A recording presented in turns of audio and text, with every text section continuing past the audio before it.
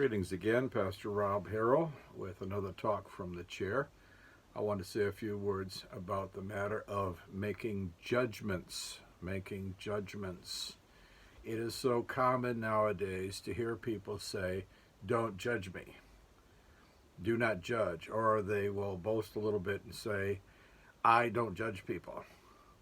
And most likely that is a reference, either wittingly or unwittingly, to a passage in the Bible.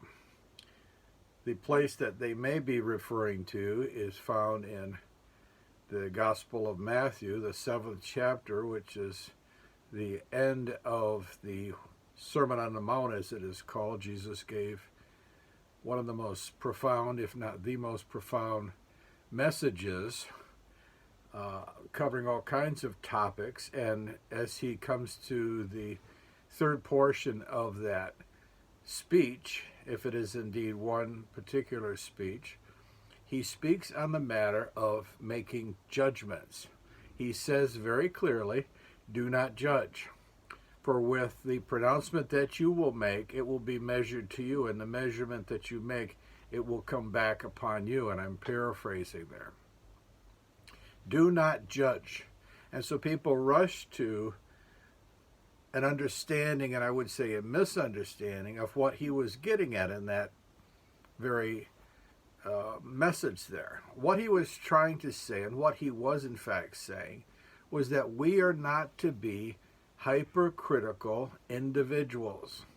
Well, how do you know that? Because in that very same chapter, we find him making pronouncements on other people, calling them, for example, even dogs, and referring to people in certain pejorative ways, making, again, estimations, if you will, about their moral character. To say we are not to judge is to say we are not to be censorious and critical.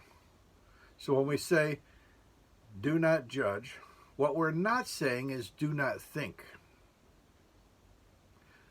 God has given each of us a certain measure of mental acumen and the ability to think and to evaluate.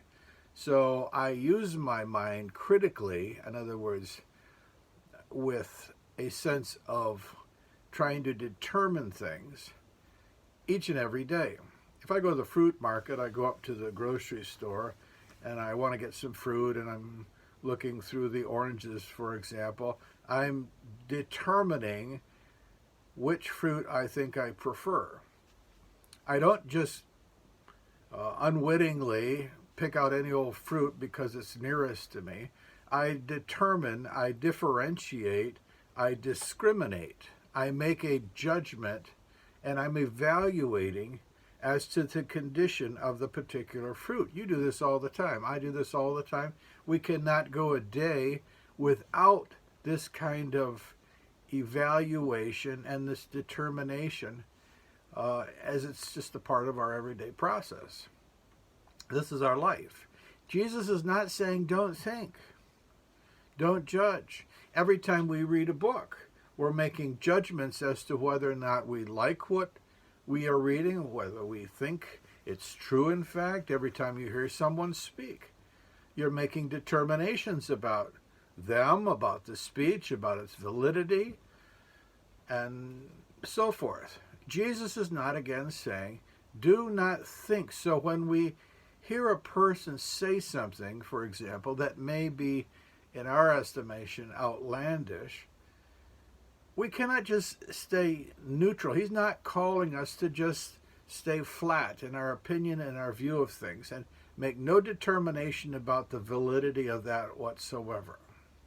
And that seems to be what our society is pressuring us to do, is to make no judgment whatsoever, because the false assumption is that all moral positions, all ways of life, all religions even, are of equal validity. None is better than the other. How I dress is no better than yours, and even if it may be the most outlandish kind of appearance, how I carry myself, the way I speak, that has no, again, bearing as to whether it's good or bad. It's just something that is. And you cannot judge me for what I say and what I do and how I act and how I carry myself. That's what we're being told.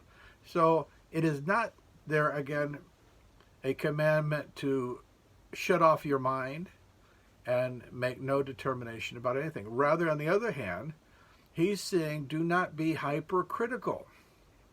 Because if you are hypercritical, if you are censorious, in other words, and being very tight with your judgments, that same evaluation, that measure that you are using to measure other people will be used against you.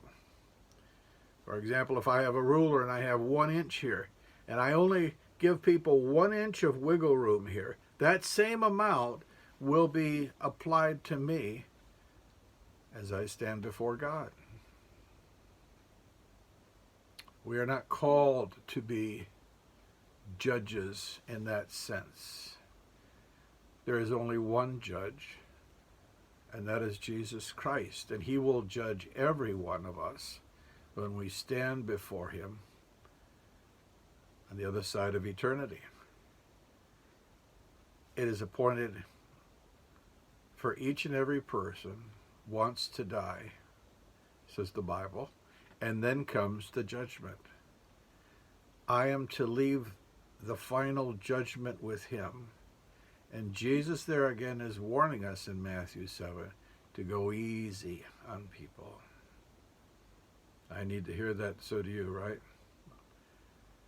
It's so easy to make snap determinations about people based on very scanty evidence. As they say, unless you've walked in another person's shoes, be slow to make a comment about that individual. We don't know what another person's been through for the most part. We have no idea about most people's past, the hardships they've had to go through, the limitations of that individual for various reasons. We don't know the prayers that they've prayed. We don't know, again, the sorrows they've felt. Jesus says, go easy on these people. Go easy on these people. That is not to say, again, that we excuse all behaviors. We don't. But we simply refuse to be hypercritical with other people. May God give us wisdom and understanding regarding these things.